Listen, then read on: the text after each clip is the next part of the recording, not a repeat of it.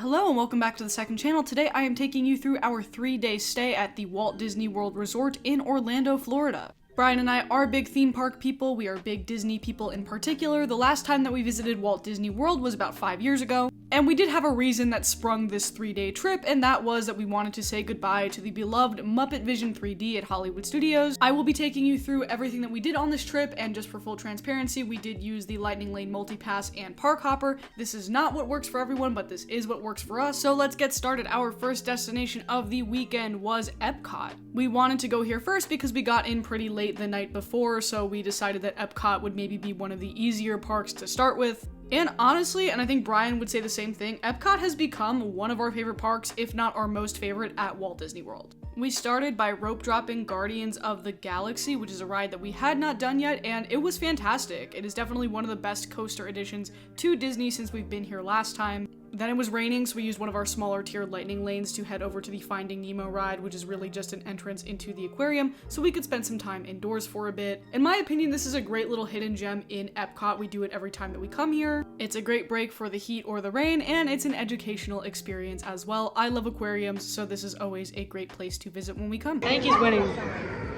No, I'm winning. He looked away.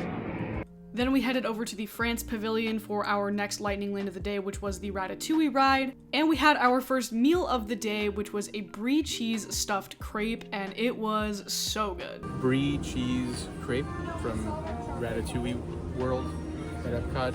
Also known as France. Yeah. Then we explored the international pavilions a bit. At the time, the Flower and Garden Festival was going on, so we got to try some of the festival exclusive items like this fruit sushi, also known as frushi, in Japan, and some classics like this chocolate chip cookie from the bakery in Norway. We also had dieted for about 3 weeks before we came here, so this was a magical experience for us for sure. Because this is why we're here. I just love how much this company cares about this franchise, you know? That's why we're here. I mean, the Muppets are everything, and this is why we do what we do. Like Disney, yeah. There's no way Disney would ever close anything here relating to the Muppets, right? Brian, I gotta let's have a talk off camera. Okay. Then we went back to the other side of the park to hit us some classics like Soarin' and Living with the Land, which up until this point I don't think I had ever done, and it was super chill. It was the perfect mid-afternoon ride before lunch. Spaceship Earth was also down for most of the day, but we managed to hit it up on the reopening before we went over back to Italy for our lunch reservation, so that was great. Yeah, I look good as hell. I'm sorry. Then we went to the Italy Pavilion for our 3:30 reservation at Tutto Italia, which we had never eaten at before. It was kind of like a late lunch, early dinner reservation. This was going to be our last big meal of the day. And we had Epcot pretty much locked up by 5 o'clock, so we headed over to Hollywood Studios via the Skyliner. We also got some pretzel bites from America for the trip, but we didn't really like them. They were kind of mid. When we got to Hollywood Studios, Star Tours only had about a 5-minute wait, so we did that real quick. And then it was time for our main event of the evening, which was our tearful goodbye to MuppetVision 3D. L's across the board. L's all around. Well, we did it. Yeah. It's our last MuppetVision. Feels bad, man. Feels bad. We ended our night at Hollywood Studios with Minnie and Mickey's Runaway Railway, which I guess I didn't get a clip of for some reason, so I'm just showing more videos of MuppetVision, I guess. Then we finished our night off with a quick swim at our resort, Disney's All-Star Music, which we picked because it was the cheapest at the time. No complaints though, very solid experience all around. This is for the vlog? Yeah. The Disney World vlog? Yeah. On Kayla Says second channel? Kayla says more? Kayla says a lot.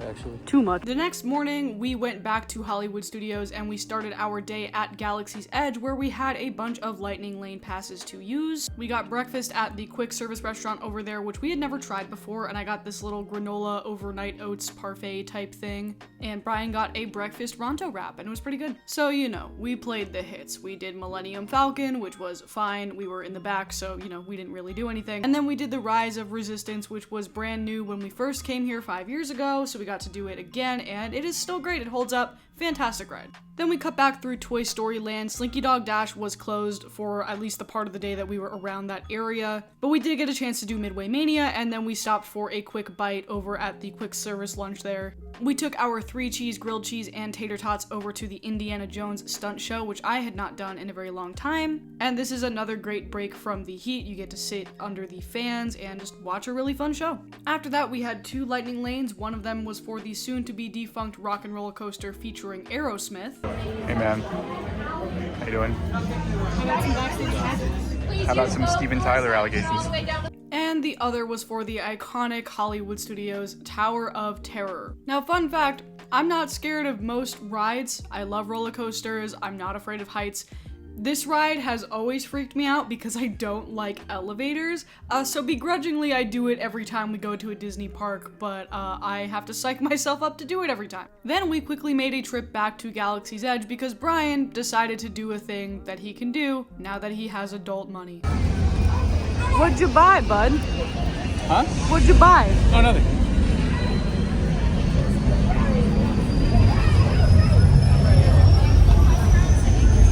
Then we made a very unexpected park hopping choice because this whole time we thought that because we only had 3 days, we were going to just do 3 parks, Hollywood Studios, Epcot, and Magic Kingdom, and we were going to forego Animal Kingdom this time. However, we did have a little bit more extra time than anticipated on this Sunday, so we did head over to Animal Kingdom to do a couple of things. I cannot believe it's called the Harambe Wildlife. R.I.P. King. R.I.P. First, we did Expedition Everest, which is one of my favorite all-time Disney World rides, and then we did the Safari, which we had not done the last time that we came here. I think I might have done it when I was very little, like when I came here with my family, but this was so lovely and so wonderful just seeing all of these animals actually out in their element. Super cool, definitely would recommend. A lot of people do it earlier in the morning, but we went, you know, kind of toward the end of the day, and the animals were just as active, and it was super great. We're wet. I didn't get to record because our phones were in lockers, but we're wet now because we did Collier Rapids. And now we're gonna go do Expedition Everest a second time because the Avatar lines are too long. Suck my dick, you Yeti.